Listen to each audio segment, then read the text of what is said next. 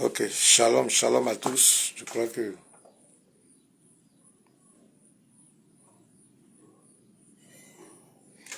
nous bénissons le Seigneur pour sa présence. Nous bénissons le Seigneur pour ce live de ce soir. Nous bénissons le Seigneur parce qu'il prend le contrôle de ce moment. Nous rendons gloire à Jésus-Christ pour sa fidélité, pour sa toute puissance. Nous bénissons son Saint-Nom et nous lui soumettons ce live, nous lui soumettons ce direct. Seigneur, bénis ce direct, bénis tous ceux qui seront en ligne, bénis tous ceux qui seront connectés, que ta main de grâce se repose sur nous ce soir, bénis cet enseignement, bénis tout ce qui va être dit, qu'on donne toutes choses début jusqu'à la fin par ta puissance et par ta grâce. Louange à toi, le Dieu vivant, adoration est à toi, Seigneur, toi qui conduis ce live, toi qui diriges ce live début jusqu'à la fin, au nom de Jésus-Christ. Ok, partagez, partagez, partagez. Partagez ce direct, partagez dans le groupe, invitez les amis, voilà, shalom, partagez, partagez. Dès que tu te connectes, tu me signales, tu me salues et je vais te saluer en live. Voilà, shalom, shalom, shalom, shalom. Voilà, il faut partager. Dès que tu te connectes, tu partages. Dieu vous bénisse abondamment.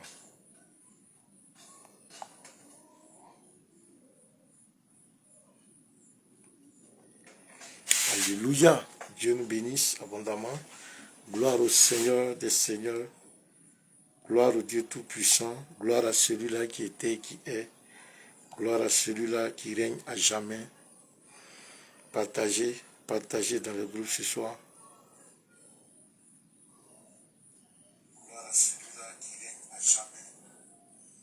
Partagez, partagez dans le groupe ce soir.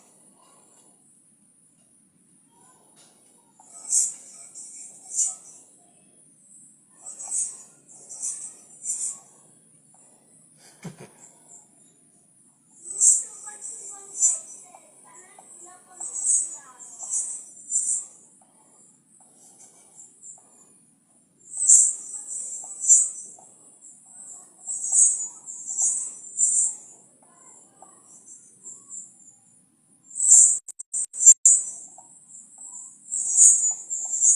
Oui, partagez, partagez.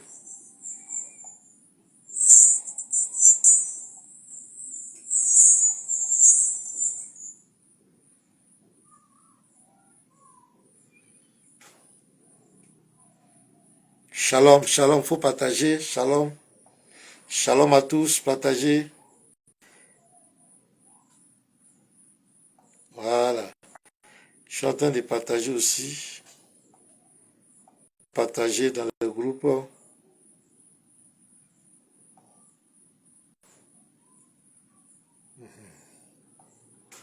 Gloire au Seigneur Jésus-Christ. Partagez. Mettez le cœur.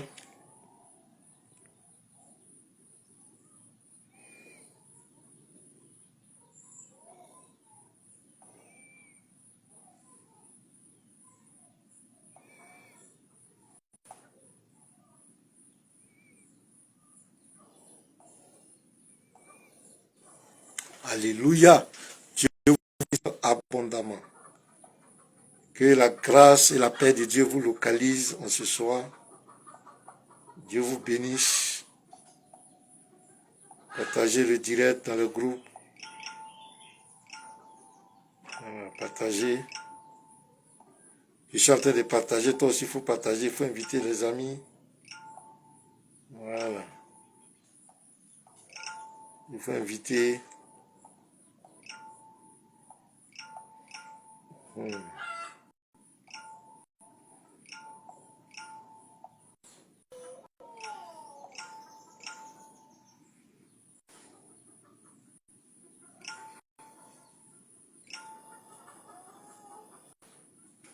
Shalom, shalom, shalom à tous. Je ne sais pas pourquoi je n'arrive pas à voir ceux qui sont connectés aujourd'hui. Commentez. Si vous êtes là, commentez, mettez le commentaire. Je ne vois pas les... Je ne sais pas pourquoi je ne vois pas les profils aujourd'hui.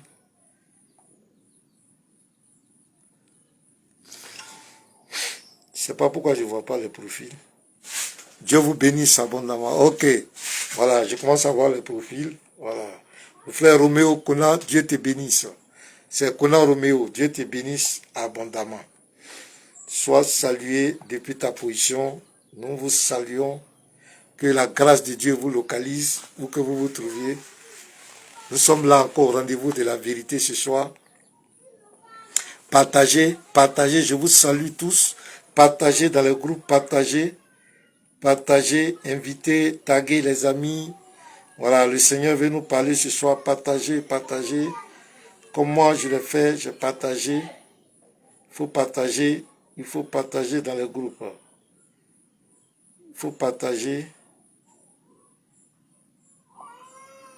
Partager le direct.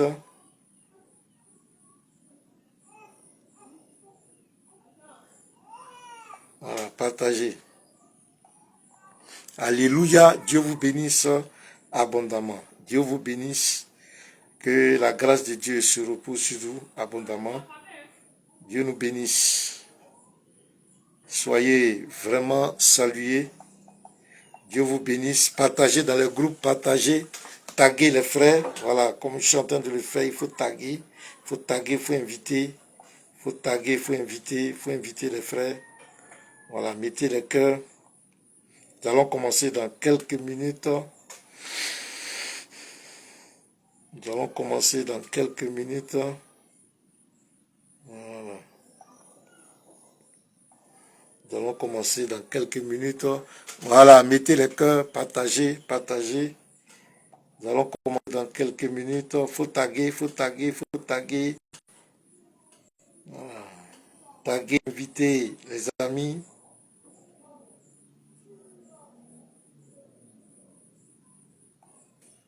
Faut les taguer, faut taguer les frères. Ce soir, le Seigneur veut nous parler, le Seigneur veut nous instruire. Voilà.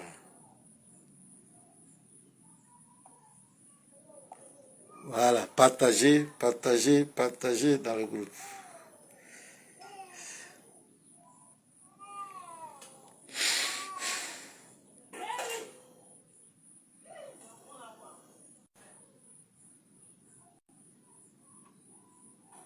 Je vous salue, vous tous qui êtes en ligne.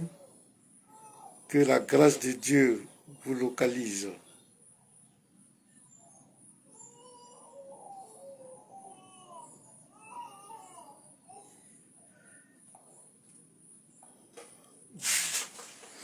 Que Dieu vous bénisse abondamment. Que Dieu vous bénisse abondamment.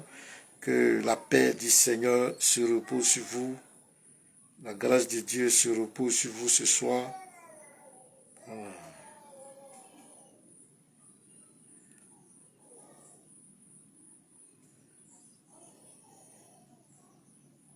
Nous allons commencer dans quelques minutes.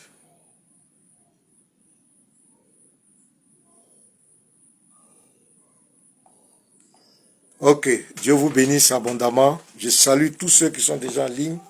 Que la grâce de Dieu vous localise, la grâce de Dieu vous bénisse abondamment. Donc, nous allons commencer. Vous êtes sur la page des apologètes de Jésus-Christ. Et ici, nous sommes là pour prêcher la vérité, prêcher la parole de Dieu et dénoncer les fausses doctrines. Voilà. Et depuis hier, nous avons entamé une série d'études. Voilà. Le Coran est-il une révélation divine? Oui, puisque c'est sur le Coran que nos frères de l'autre côté se basent aujourd'hui pour dénigrer la foi en Christ, pour dire que les chrétiens ne sont pas sauvés. Voilà, c'est sur ce livre de foi qui s'appuie pour dire que nous ne sommes pas dans la vérité. Donc nous avons décidé de faire passer ce livre au scanner, pour savoir si ce livre sur lequel il s'appuie pour dire que nous aujourd'hui, nous ne sommes pas sauvés, est-ce que ce livre est crédible? Voilà. Et nous avons entamé plusieurs séries d'études sur les ambiguïtés, les sourates ambiguës dans le Coran. Et depuis hier, nous avons entamé est-ce que le Coran est une révélation divine. Et nous avons dit, par exemple, que qu'est-ce qu'une révélation? Une révélation est une information orale ou écrite qui explique des événements obscurs. Voilà, ou faire connaître des faits nouveaux. Une révélation aussi, c'est ça, faire connaître des faits nouveaux.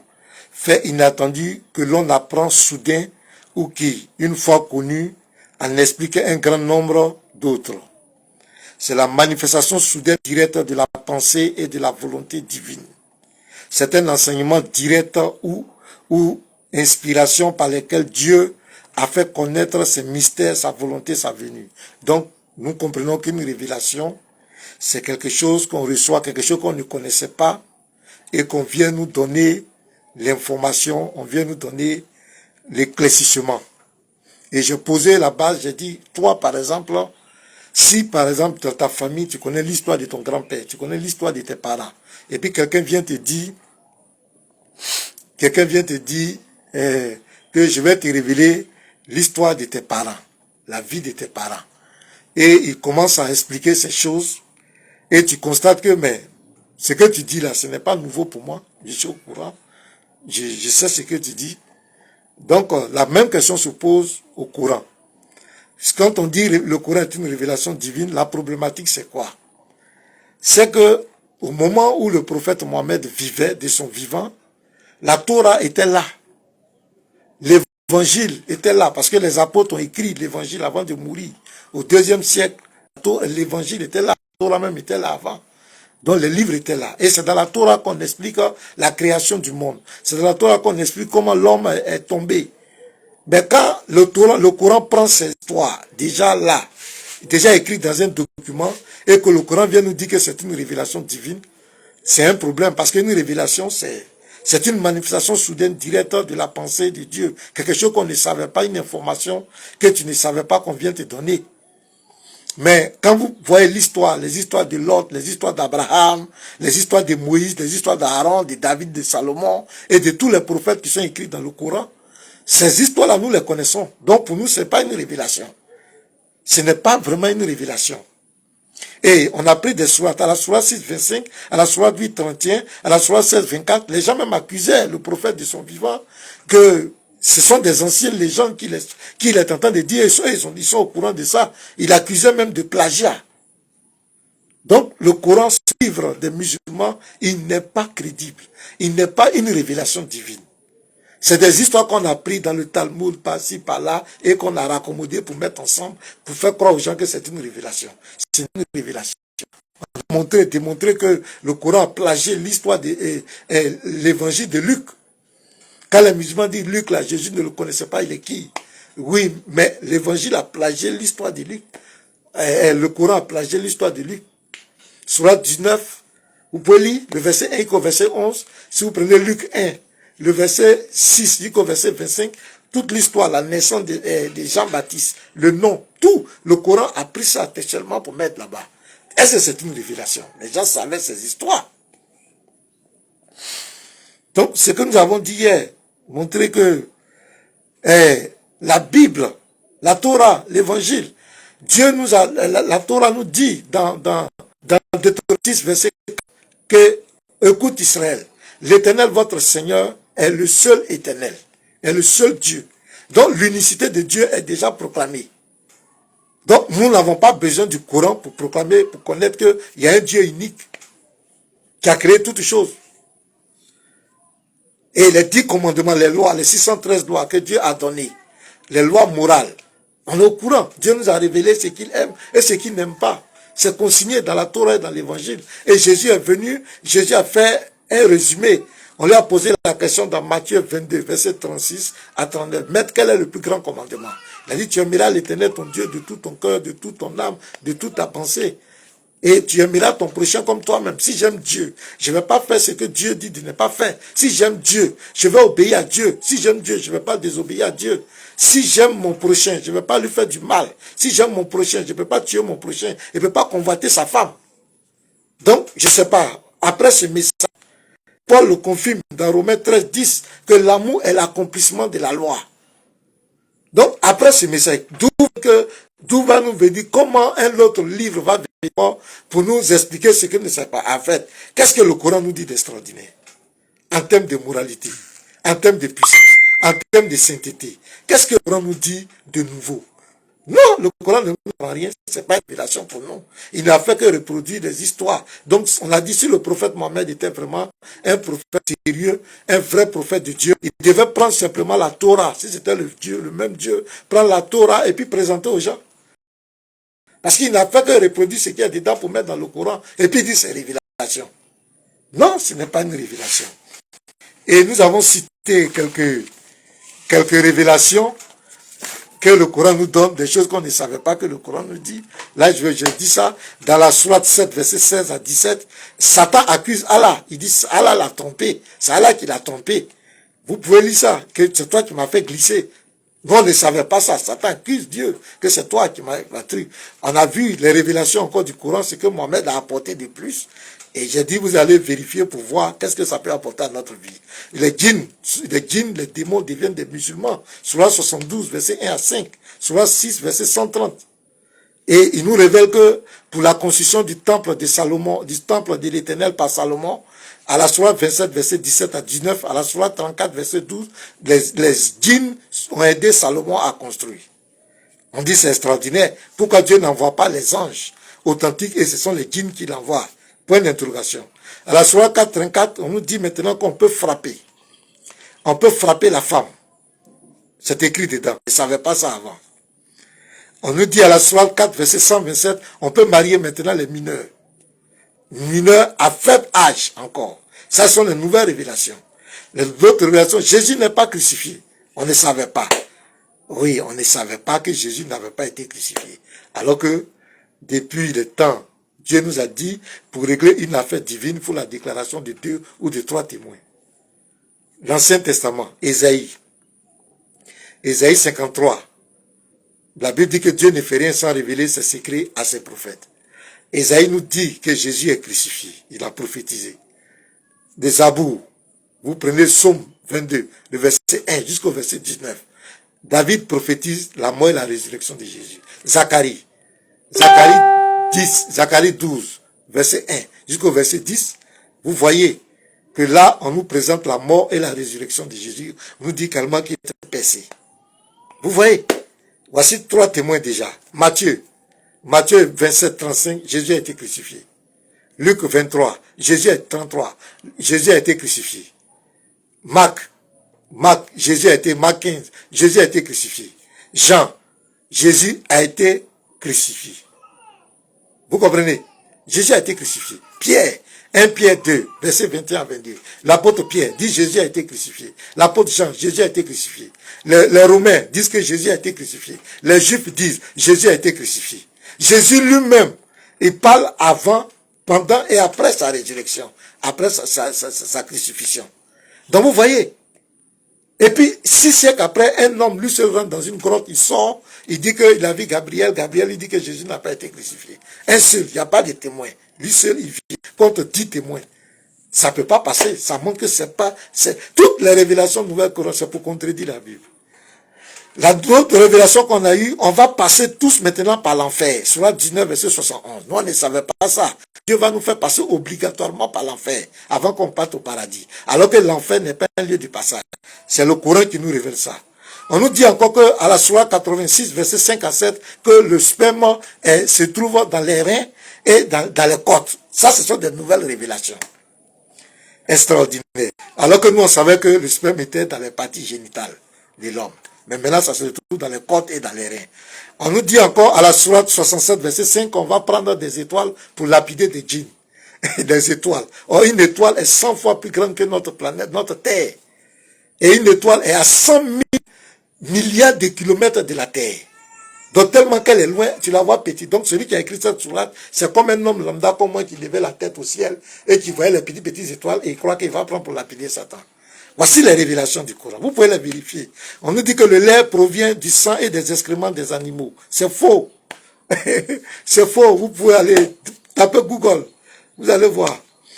On doit forcément adorer le Dieu là, on doit l'adorer forcément en arabe. Alors que Yahweh n'a jamais imposé une langue. Mais le Coran nous révèle que ce nouveau Dieu là, on doit adorer forcément en arabe et on doit s'orienter vers la Kaaba obligatoirement. Extraordinaire. Ça, c'est une nouvelle révélation. Un nouveau prophète qui est au-dessus de toutes les lois, que lui-même révèle. Il dit ça, vous pouvez prendre 3, 4 femmes, mais moi, je peux prendre toutes les femmes que je veux. Est-ce que vous comprenez? Je vous donne la loi sur la 2, verset 230 à 235.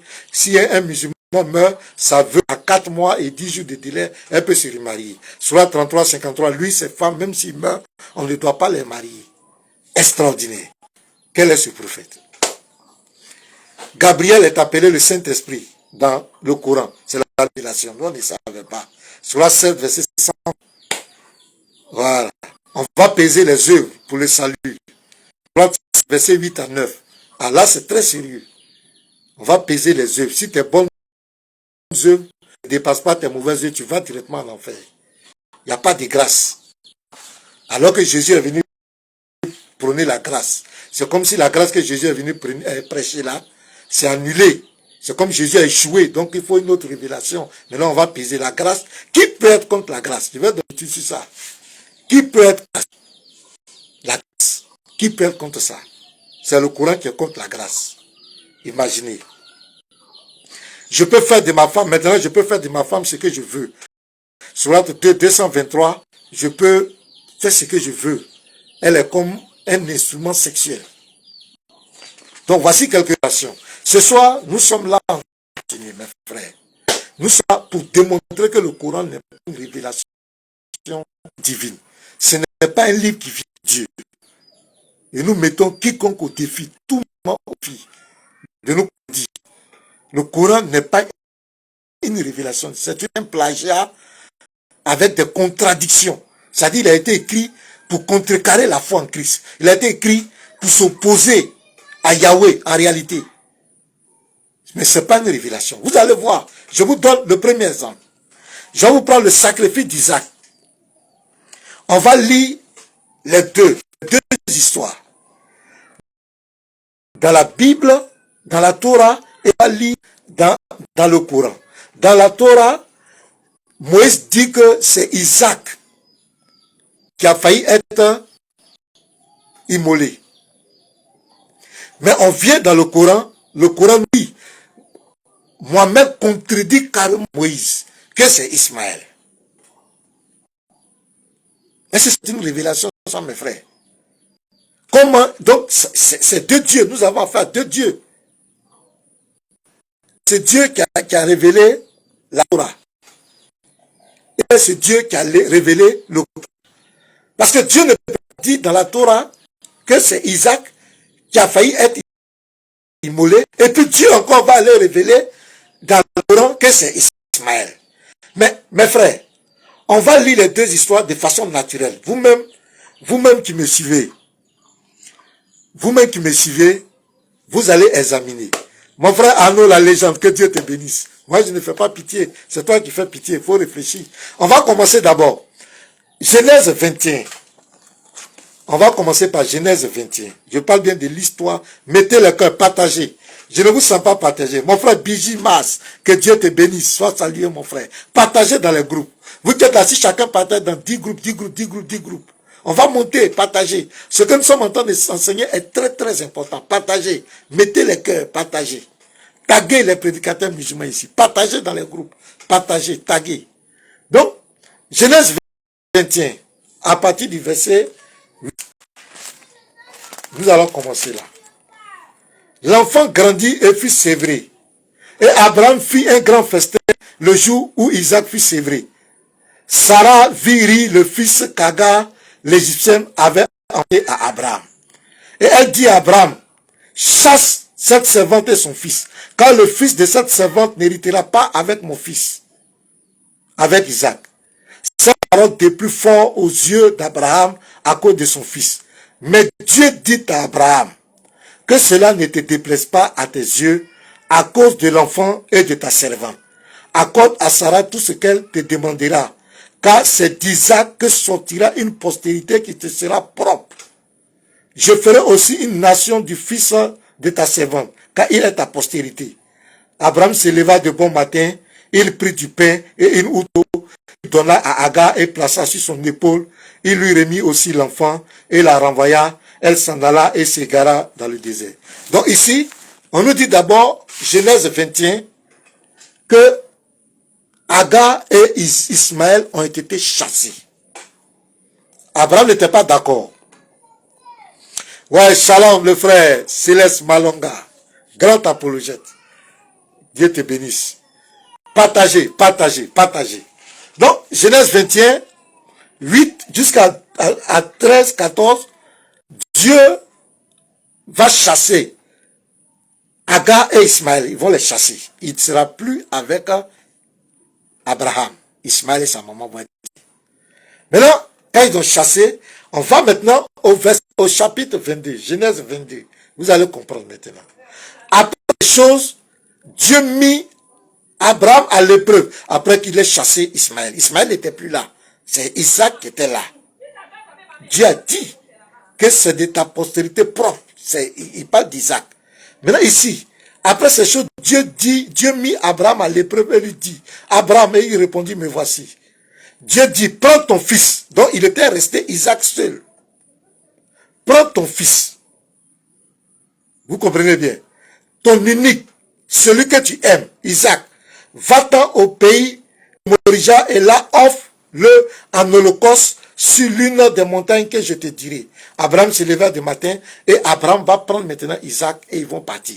Et arrivant au coup de route, parce que l'enfant avait l'habitude d'aller faire les sacrifices avec son papa, poser la question, mais papa, on s'en va faire le sacrifice, mais où est le bélier? Où est l'agneau? Isaac, et puis son père va lui dire, mon frère, son père va lui dire, mon petit, Dieu se pourvoira. Vous comprenez? Voici l'histoire un peu dans la Bible, dans la Torah. Ce que Moïse a révélé. Et c'est l'histoire, tu vas chez les Juifs, dans le Tanakh hébraïque, c'est l'histoire, dans la Bible hébraïque, c'est la même histoire. C'est Isaac. Mais nous allons venir dans le Coran, et vous allez voir l'histoire. Vous-même, vous allez comparer les deux histoires, vous allez voir que ce n'est pas une révélation.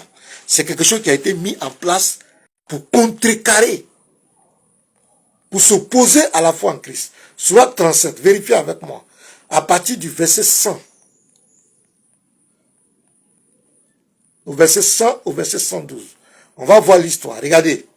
Nous lui fîmes donc Sourate 37. Partagez, partagez, partagez. Que chacun partage au moins dans 10 groupes. Partagez, partagez, pour qu'on puisse monter. Partagez, partagez. Sourate 37, verset 5. Seigneur, fais-moi donc une progéniture d'entre les vertus. Nous lui fîmes donc la bonne annonce d'un garçon Ismaël, longanime. Puis quand celui-ci fut en âge de l'accompagner, Abraham dit, « Oh mon fils, je me vois en songe en train de t'épaler. Vois donc ce que tu en penses. » Ismaël dit, « Oh mon cher père, fais ce qui t'est commandé. Tu me trouveras, s'il plaît, à Allah du nombre des endurants. » Voici l'histoire, mes frères. L'autre côté, quand il partait avec l'enfant, il n'a pas dit à l'enfant, je m'en vais te crucifier, je m'en vais t'immoler. Vous comprenez? C'est logique. On prend un enfant comme ça pour dire que je m'en vais t'immoler. Et puis, Abraham ne lui a pas dit je m'en vais t'immoler. L'enfant m'a demandé, mais on va faire le sacrifice. Il a trouvé ça bizarre. On va faire le sacrifice. Mais où est l'agneau? Mais le père va lui dire, Dieu se pourvoira. Parce que c'est un enfant. On ne peut pas lui dire en face.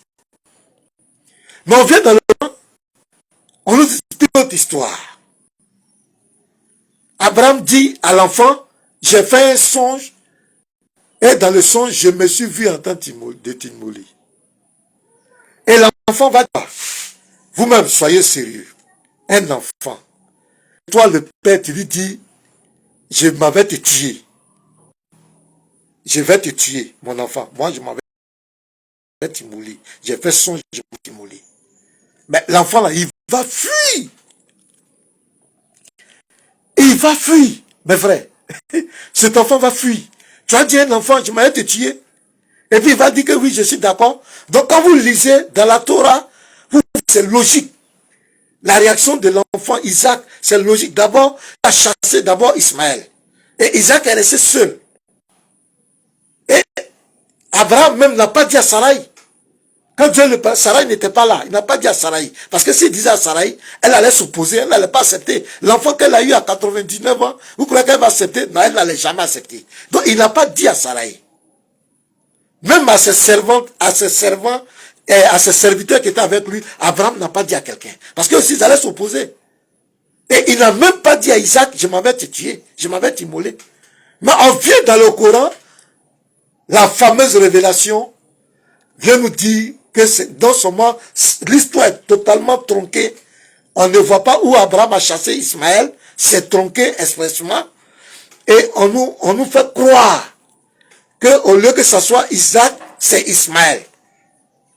Et alors que le Coran dit quoi? Qu'il est venu confirmer la Torah. Mais quand on dit c'est Isaac qui devait être immolé, et toi tu viens dire Ismaël, est-ce que c'est la Torah? Est-ce que tu es venu confirmer?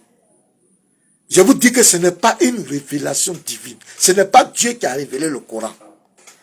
Le Coran est comme l'antithèse de la Torah. Vous allez voir tout à l'heure, il dit, je vais vous montrer les sourates où il dit que c'est lui qui a envoyé tous les prophètes. Mais vous allez voir que il y a des révélations que les prophètes ont données et que le Coran contredit. Oui, mon frère Bijou, il dit quelle supercherie, c'est grave. C'est une vraie supercherie. C'est une vraie arnaque. C'est pourquoi nous ne devons pas nous taire. Nous devons parler, nous devons dénoncer. C'est une arnaque, c'est une supercherie. Isaac, c'est clair l'histoire dans la Torah. C'est clair, c'est Isaac. Et quand vous lisez l'histoire, c'est très cohérent. C'est tellement clair. Mais on vient dans le Coran, on vient nous tronquer l'histoire. Quel père qui va dire à son enfant, mon enfant, je m'en vais te tuer. Et puis l'enfant va dire, oui papa, j'ai compris, allons tu vas me tuer. Vous-même regardez, raisonnons. Laissons le côté chrétien musulman. Laissons le côté courant bible. Mais raisonnons humainement. Est-ce que ça peut aller? Et qui est logique, c'est ce que la Torah a expliqué. Parce qu'Abraham ne pouvait pas dire à un enfant que je m'en vais te tuer. C'est pas possible. Il ne pouvait pas dire à sa femme. Et puis Ismaël était déjà chassé. C'est bien ordonné. Genèse 21, Ismaël a été chassé. Donc quand je viens le voir, ils disent oui, à quel moment, ce qui a été premier fils unique, c'est des conneries, mon frère. La Torah dit, c'est Isaac. Si le Coran est nous confirmer, le Coran doit dire que c'est Isaac. Pourquoi ne pas dire que c'est Isaac? Pourquoi contredit la Torah? Le père d'Abraham, c'est Terach dans la Torah. Pourquoi venir dire dans le Coran que son père s'appelle Hazar? Pourquoi? Pourquoi? C'est une supercherie et qu'on doit dénoncer. Donc c'est clair. C'est clair que ce n'est pas une révélation divine. Ce n'est pas le même Dieu. Ce n'est pas le même Dieu. Et quand ce Dieu du Coran vient nous faire passer qu'il est le même Dieu que le Dieu qui a révélé la Torah, nous disons, niet, c'est pas vrai. C'est un usurpateur. Ce n'est pas le même Dieu. Si c'était le même Dieu, Dieu ne peut pas. Dieu ne peut pas. Mon frère, il faut taguer la DDR. Quand tu me regardes, DDR peut s'asseoir devant vous faire débat de Bible Coran. Sans bavardage, terrain neutre. Si tu veux, toi, vous vous amusez. Hein? Si tu dis à DDR, ils ne vont même pas faire débat. Je te dis. Faut les taguer. Tu l'envoies ma vidéo là-bas, il n'a qu'à démentir ce que je suis en train de dire. Chaque fois, DDR, c'est DDR qui va parler pour vous au dernier jugement. On vous donne des preuves, réfléchissez, réfléchissez. DDR. Toi-même, tu ne peux pas défendre ta foi. C'est vous qui croyez. L'histoire du cas des enfants de Noé. Les enfants de Noé. Regardez d'abord ce qu'il dit. Sourate 21. Je vous allez voir quelque chose. Je vous dis que ce n'est pas une révélation divine. Sourate 21, 76. Prenez vos courants. Vous en ligne, prenez vos courants. Mon frère musulman, prends ton courant et puis il faut vérifier. Il faut laisser faire des DDR. DDR, ils sont en train de chercher leur argent, ils sont en train de chercher leur gloire. Voilà. Sourate 21, verset 76. Regardez.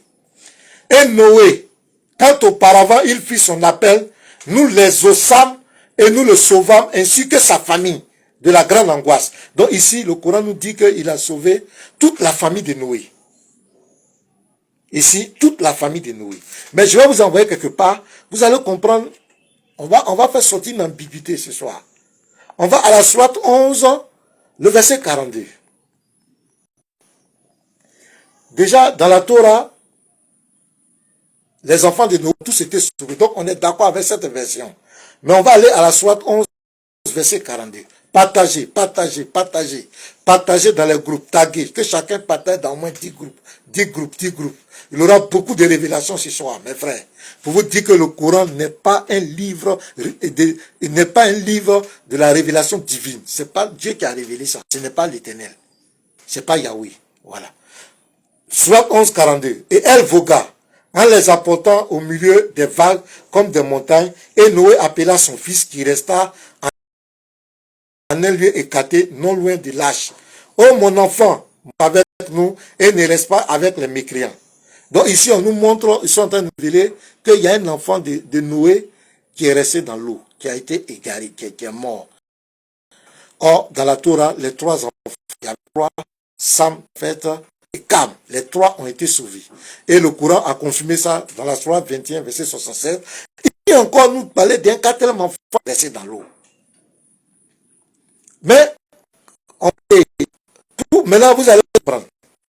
Au verset 45 de cette même sourate, sourate 11, 45, Noé a dit quoi? Et Noé a son Seigneur et dit, oh mon Seigneur, cette montagne est de ma famille et de ta promesse. Et ta promesse vérité. Tu es le juste des juges. Il dit, ah, il dit, mais l'un de mes enfants est mort. Ça, c'est toi. D'abord, il vient là-bas qu'il a sauvé Noé et toute sa famille. Ici, il y a un enfant de Noé qui est mort. Et Noé qui est resté dans l'eau. Maintenant, regardez le verset 46. Allah dit, oh Noé, il n'est pas de ta famille, car il a commis un acte infâme. Ne me demande pas ce dont tu n'as aucune connaissance. Tes autres que tu ne sois pas un nombre des ignorants. Voici, tu fais cette contradiction, c'est ce verset-là, cette sourate-là, que les musulmans prennent. Les prédicateurs musulmans disent, voilà, parce que cet enfant, pourquoi il n'est pas de la famille, pourquoi il n'est pas de la famille de Noé? Parce que cet enfant a désobéi. Mes frères, la question qu'on se pose, est-ce qu'on est entre de quelqu'un à cause de la foi ou bien à cause du lien de sang? Je veux que vous me répondiez. Mettez en terre. Il y a un qui dit, vous cachez la vérité. Mon frère, moi, c'est que tu me vois si je suis en train de cacher. Moi, je lis les sourates, je pose la question. Mais toi, père de ton papa, c'est par rapport à la foi ou bien par rapport au sang? Parce qu'Allah dit ici que parce que cet enfant a désobéi, a péché, donc il est le fils de Noé. Voici la vérité. On est père, on est enfant de quelqu'un à la croyance, ou bien on est enfant de quelqu'un à cause par le sang.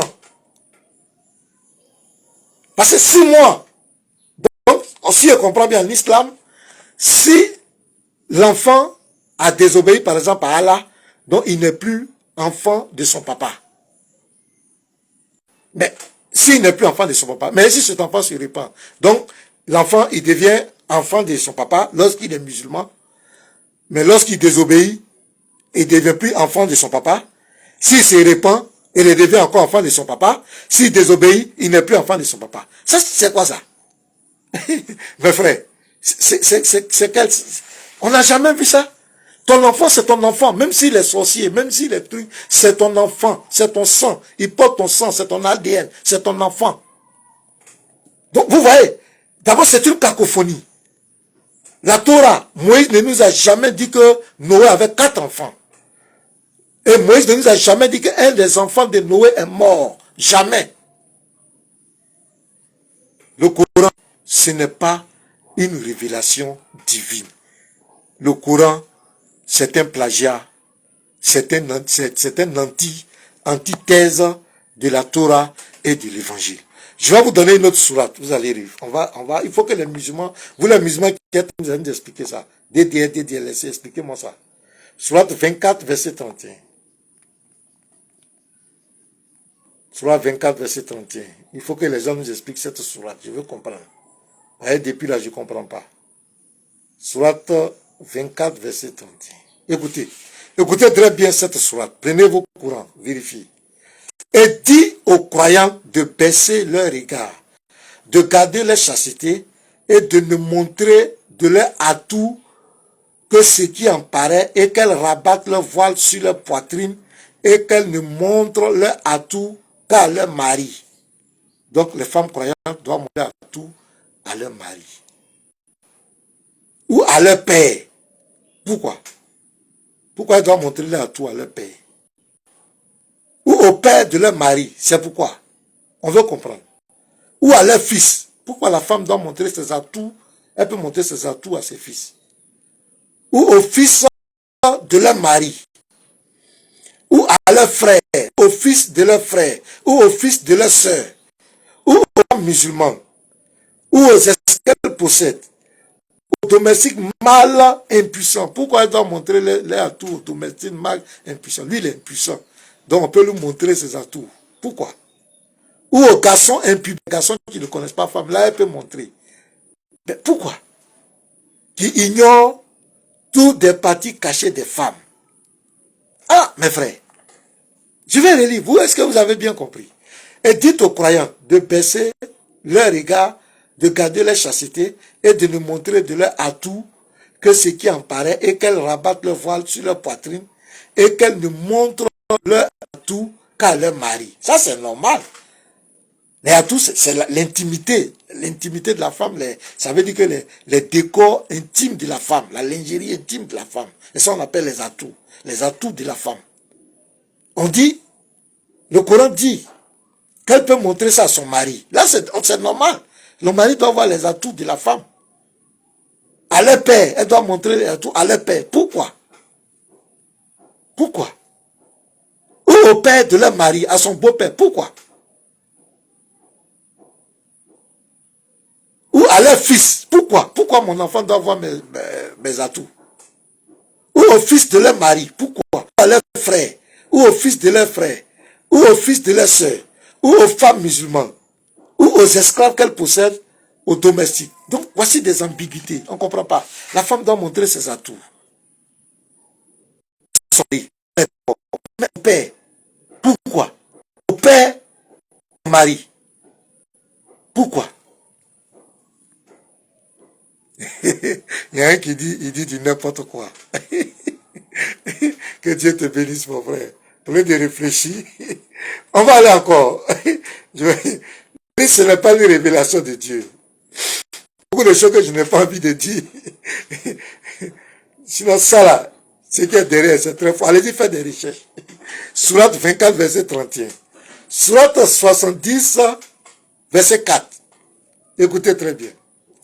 Les anges ainsi que l'esprit montent vers lui en un jour, dont la durée est 50 000 ans.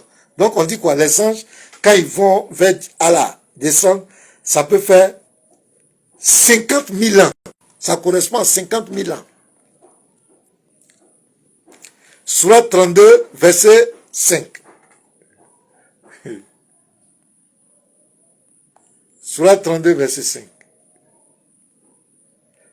Du ciel à la terre, il administre l'affaire, laquelle ensuite monte vers lui en un jour équivalent à 1000 ans de votre calcul. Donc moi, mon problème, c'est quoi? On dit les anges montent, quand ils montent vers Allah, les descentes, ça équivaut à 50 000 ans. C'est ce que le Coran nous dit. Maintenant, Sourate 17, verset 1, on nous dit que le prophète Mohammed est monté avec Gabriel au ciel. Ça, c'est une histoire encore, c'est un vrai mensonge, je vous dis la vérité. Parce que la mosquée Al-Aqsa, dans laquelle il est quitté de la mosquée Haram pour descendre à la mosquée Al-Aqsa, cette mosquée n'existait pas du vivant de Mohammed. Mais c'est pas ça mon problème. Je leur concède cela. Mais moi, je prends la différence. On dit, les anges là, quand ils font leur aller, ils reviennent, ça fait au moins 50 000 ans. Un jour qui équivaut à 50 000 ans. Maintenant, quand Mohammed est parti là-bas avec l'ange Gabriel, il a fait combien de temps? Lui-même, il a vécu combien d'années? Question. Question. On ne comprend pas. Maintenant, mes frères et sœurs, je vais aborder une autre supercherie qui va vous dépasser. À la sourate 4, verset 63. Partagez. Partagez. À la sourate 4, verset 163. Vous allez voir quelque chose. Je vais lire 3 sourates et puis on va faire une comparaison. Vous allez voir que le Coran, ce n'est pas un livre révélé. Ce n'est pas une révélation divine. Voilà. 163. Je vais lire ça. Nous t'avons fait une révélation comme nous fîmes à Noé et aux prophètes après lui. Et nous avons fait la révélation à Abraham, à Ismaël, à Isaac, à Jacob, aux tribus, à Jésus, à Jacob, à Job, à Jonas, à Aaron, à Salomon. Et nous avons donné le Zabou à David. Donc, Allah nous dit ici que celui qui a envoyé, bon, on ne voit pas un. Où est le livre de Noé? Les musulmans ne vont jamais te montrer. Il dit au prophète, c'est lui qui a envoyé tous les prophètes après lui. Et nous avons fait révélation à Abraham, ainsi de suite. Où est la révélation d'Abraham? Point d'interrogation. Où est la révélation d'Ismaël? On verra jamais. Où est la révélation d'Isaac? On voit jamais. Mais c'est pas là mon problème. Sourate 2, verset 136. Sourate 2, verset 136. Donc le Coran nous dit que c'est lui qui a envoyé tous les prophètes. 136. Voilà. Dites, nous croyons en Allah et en ce qu'on nous a révélé et en ce qu'on a fait descendre vers Abraham, Ismaël et Isaac et Jacob et les tribus. Et en ce qui a été donné à Moïse, à Jésus et en ce qui a été donné aux prophètes. Ça confirme encore. Et c'est lui qui a envoyé tous les prophètes venant de leur Seigneur. Nous ne faisons aucune dictation entre eux. Et à lui, nous sommes soumis. Donc, il nous dit ici que c'est lui qui a envoyé tous les prophètes et le musulman ne doit pas faire aucune distinction. C'est lui qui les a envoyés. Mes frères, je prends encore la sourate 2, verset 87. Sourate 2, verset 87. Qu'est-ce que c'est écrit là? 7. Nous avons donné le livre à Moïse. Nous avons envoyé après lui des prophètes successifs. Donc, c'est lui qui a envoyé tous les prophètes. C'est lui qui a envoyé David, c'est lui qui a envoyé les choses. Mais mes frères, mes bien-aimés, mon frère, si tu veux, tu demandes, on va te, il dit comment réfléchir, que Dieu te bénisse, que Dieu te bénisse. Il dit que c'est lui qui a envoyé tous les prophètes, on est d'accord. On va vérifier quelques prophéties. Et vous allez voir que ces prophètes vont contredire Allah. On prend le Zabou, il dit c'est lui qui a envoyé le Zabou, David, c'est lui qui a envoyé David. On va prendre le Psaume 22. Verset 2. Mon Dieu, pourquoi m'as-tu abandonné et éloignes-tu sans me secourir, sans écouter mes plaintes? Voici une prophétie. Et cette prophétie va s'accomplir par qui? Je vais encore. Psaume 22, le verset 17. Car les chiens m'environnent, une bande de céréales rôde autour de moi. Ils ont percé mes mains et mes pieds. Je pourrais compter tous mes os. Et ils observent, ils me regardent. Ils se partagent mes vêtements. Ils tirent au sort ma tunique. Voici une prophétie que David donne. On va aller voir l'accomplissement. Ça va s'accomplir. Qui a inspiré ça à David? Parce que le Coran dit que Jésus n'a pas été crucifié. Alors que David ici est en train de faire une prophétie. Mon Dieu, pourquoi m'as-tu abandonné? Et il a train de dire, ils ont percé mes mains, ils ont percé mes pieds. Dans la Bible, quand est-ce que cela s'est accompli? On va prendre Jean 19, et même ils ont partagé mes vêtements. Quand est-ce que cela s'est accompli? Jean 19.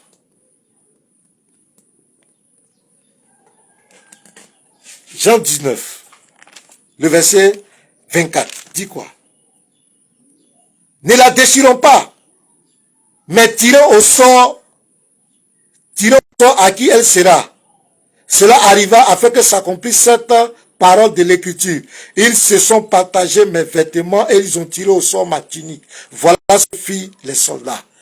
Donc, voilà l'accomplissement de cette prophétie.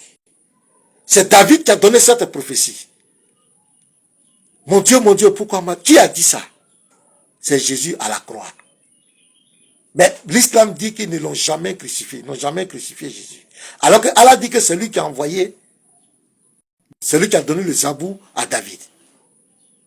Mais David donne une prophétie là. Allah dit c'est lui qui a envoyé tous les prophètes. Mais pourquoi cette prophétie s'est accomplie par Jésus? Mais pourquoi le Coran rejette ça? Je vous dis, le Coran c'est l'antithèse de la Torah et de l'Évangile. Pourquoi le Coran rejette cela? Il dit c'est lui qui a donné le Zabou. C'est dans le Zabou que David a prophétisé. Maintenant, pourquoi l'islam rejette cela? Pourquoi le Coran vient dire que non? Donc, qui a menti? Il y a un menteur quelque part. Je n'ai pas encore fini. Ésaïe 53. Partagez. Partagez, mes frères. Partagez, partagez, partagez, partagez, partagez. Ésaïe 53. Voilà un prophète encore qui va prophétiser. Je vais aller directement au verset 10. Pourquoi on attend? Il a plu à l'Éternel de le briser par la souffrance après avoir livré sa vie en sacrifice pour le péché. Voilà une prophétie là qui nous dit qu'il y a quelqu'un qui a livré sa vie en sacrifice pour le péché, qui a donné sa vie en rançon. Si vous lisez, on parle de la rançon, il s'est donné. Au verset 5, mais il a été blessé pour nos péchés, brisé pour nos iniquités. Le châtiment qui nous donne la paix est tombé sur lui. Et c'est par ce maître ici que nous sommes guéris. Voici notre prophétie d'un prophète. Est-ce que c'est lui qui les a vraiment envoyés, mes frères? Est-ce que c'est lui qui les a vraiment envoyés? Là, l'accomplissement de cette prophétie. Prenez Matthieu 20, verset 28. Ça, c'est Jésus qui parle. C'est Jésus qui parle. Écoutez Jésus. Matthieu 20, verset 28. C'est ainsi que le Fils de l'homme est venu, non pour être servi, mais pour servir et donner sa vie comme la rançon de plusieurs. Il dit, il est venu donner sa vie comme la rançon de plusieurs. C'est cette prophétie que Ésaïe 53 a donnée. Jésus, il est venu donner sa vie en rançon. Quand vous lisez Jean 15, verset 13, il n'y a pas de plus grand amour que de donner sa vie pour ses amis. Il dit, je donne ma vie et je la reprends. Je donne ma vie pour mes brebis. Mais pourquoi, si le Coran est une révélation divine, pourquoi il contredit cela? Quel est le Dieu qui a parlé à David, qui a parlé à Ésaïe? Quel est ce Dieu qui s'est révélé à Zacharie? On va voir Zacharie aussi. Mes frères, écoutez Zacharie. C'est un autre prophète. Et vous allez voir l'accomplissement. Zacharie 12.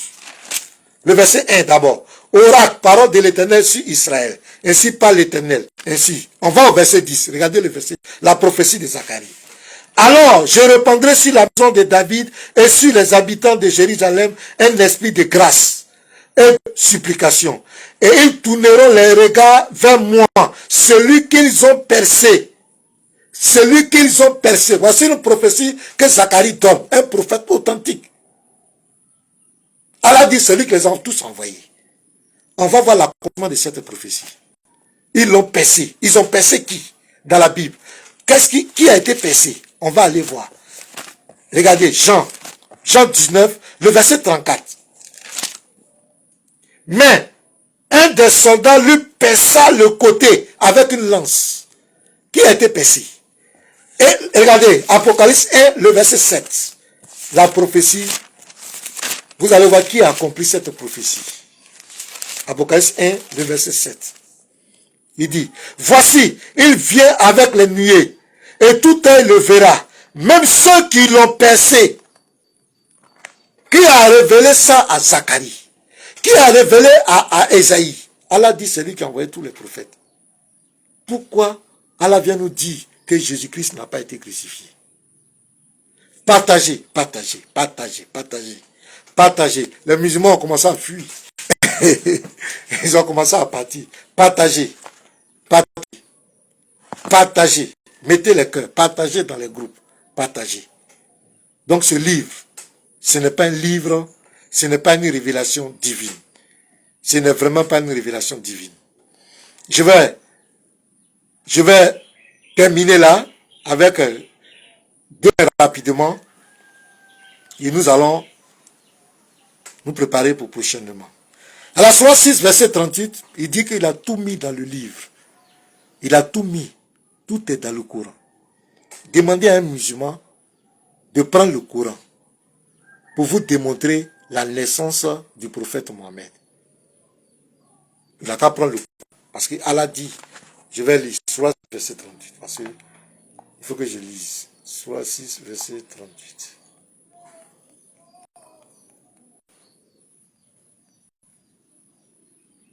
Nulle bête marche sur terre, nul oiseau volant de ses ailes, qui ne soit comme vous en communauté. Nous n'avons rien omis d'écrit dans le livre. Il dit qu'il a tout, il n'a rien oublié de mettre dans le Coran. Mes frères, demandez comment leur prophète est né. Ils n'ont qu'à prendre le temps pour vous montrer. Comment il a reçu sa révélation? Qu'il prenne le Coran pour vous montrer. Ça n'existe pas. Comment il est mort? Ils ne vous montreront jamais. On ne peut jamais voir ça dans le Coran. Allah dit qu'il a tout mis dans le livre. Sourate 32, verset 23. On nous dit que Mohamed a vu Moïse.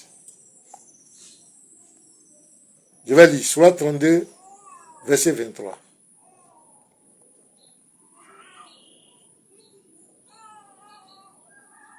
Nous avons effectivement donné à Moïse le livre. Ne sois donc pas en doute sur ta rencontre avec lui. Donc Allah nous dit ici que Moïse a rencontré Mohamed. Que le musulman nous prenne le Coran pour nous montrer quelle occasion Mohamed a rencontré parce que Mohamed n'était pas contemporain de Moïse. Moïse a vécu des millénaires d'années. À quel moment le prophète Mohamed l'a rencontré? Qu'il prenne le Coran. Puisqu'Allah dit, il a tout mis dans le livre.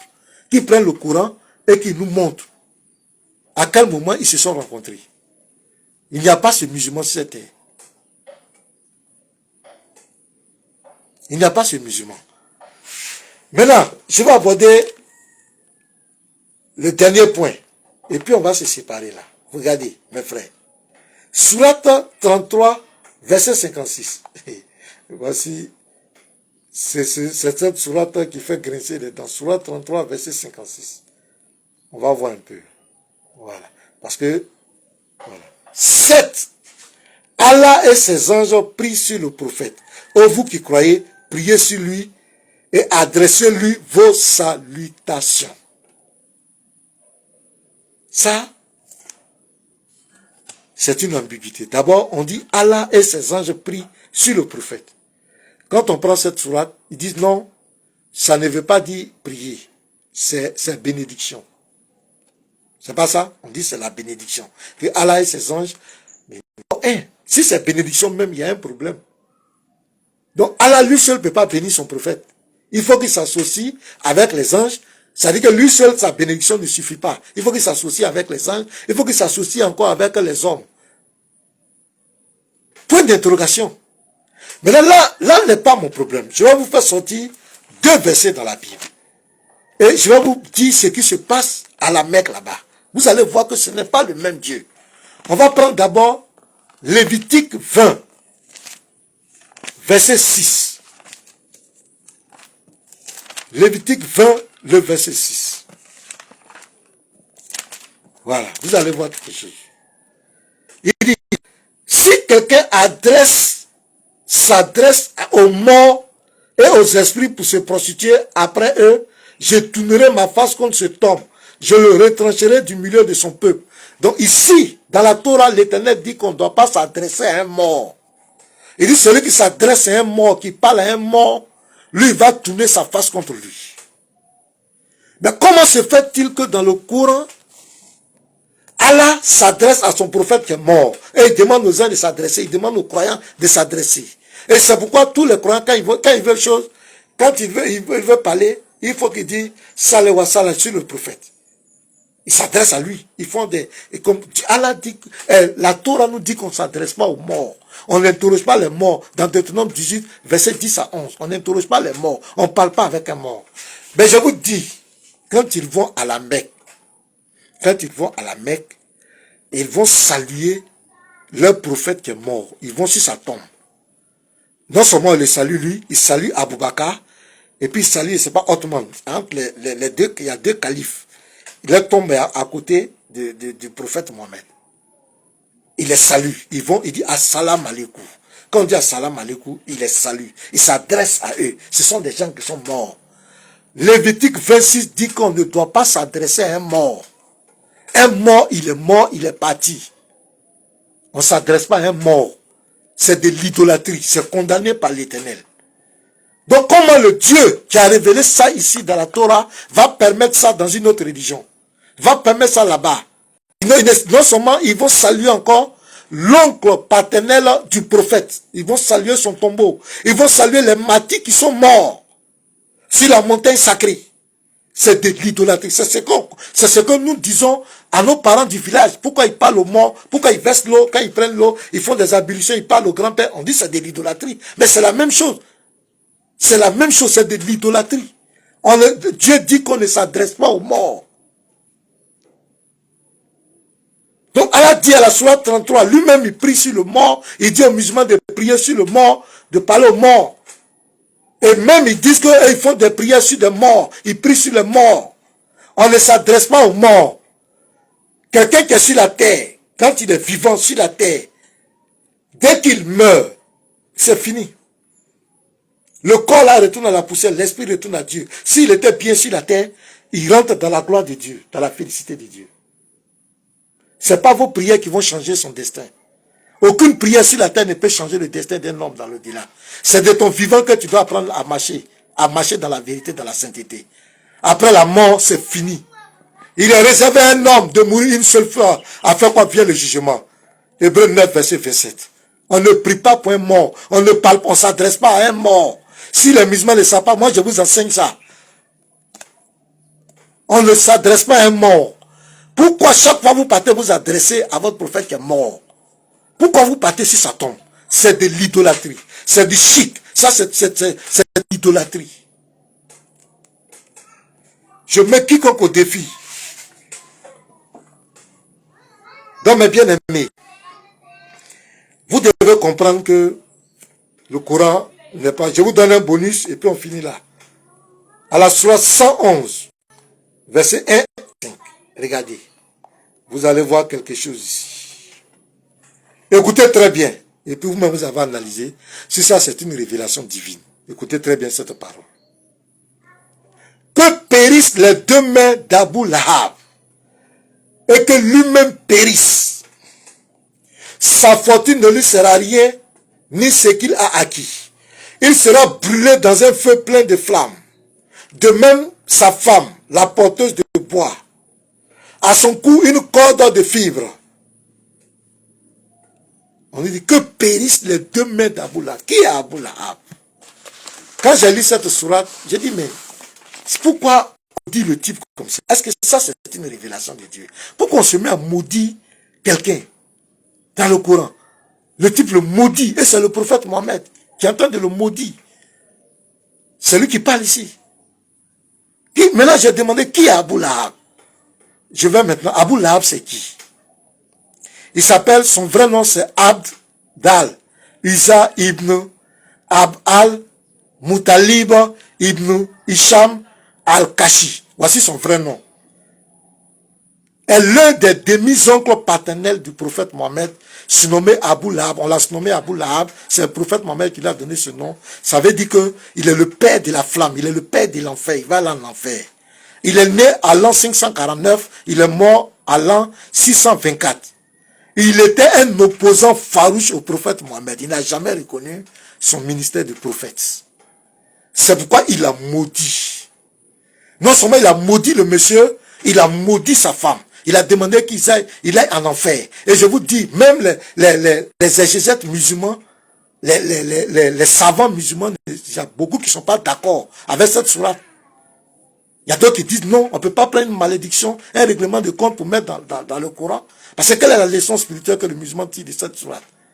Donc il peut maudire son oncle, si son oncle s'oppose à lui. Il peut lui souhaiter l'enfer. Comment on peut souhaiter l'enfer à un être humain? Comment on peut demander que Dieu l'envoie en enfer à un être humain? Et vous dites que ça c'est une révélation divine ça? J'attends. Vous les mecs qui êtes en ligne, 1, 2, 3, moi, je suis pasteur Ménard, groupe d'apologètes de Jésus. Il n'y a pas un musulman, il y a des DDR ou bien quoi. Il ne peut pas venir s'asseoir devant moi.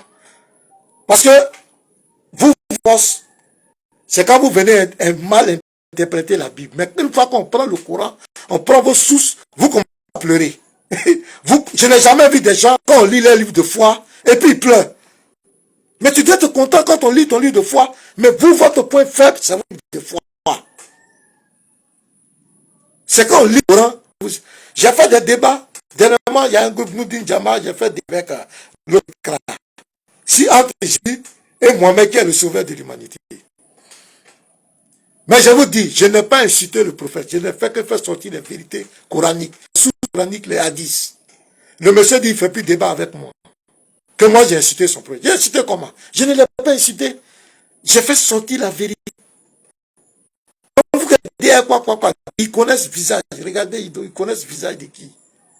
Avec qui ils vont faire des... Ils savent. Au début, on ne connaissait pas le Coran, on ne connaissait pas vos sources. Dans tous les débats, c'était la Bible, les interprétations. J'explique, vous ne voulez pas comprendre. Maintenant, là, nous sommes en train d'étudier le Coran aussi. Ce que je suis en train d'enseigner là, toi, musulman, si tu veux, tu demandes t'introduire ici. Tu ne pourras pas t'en sortir.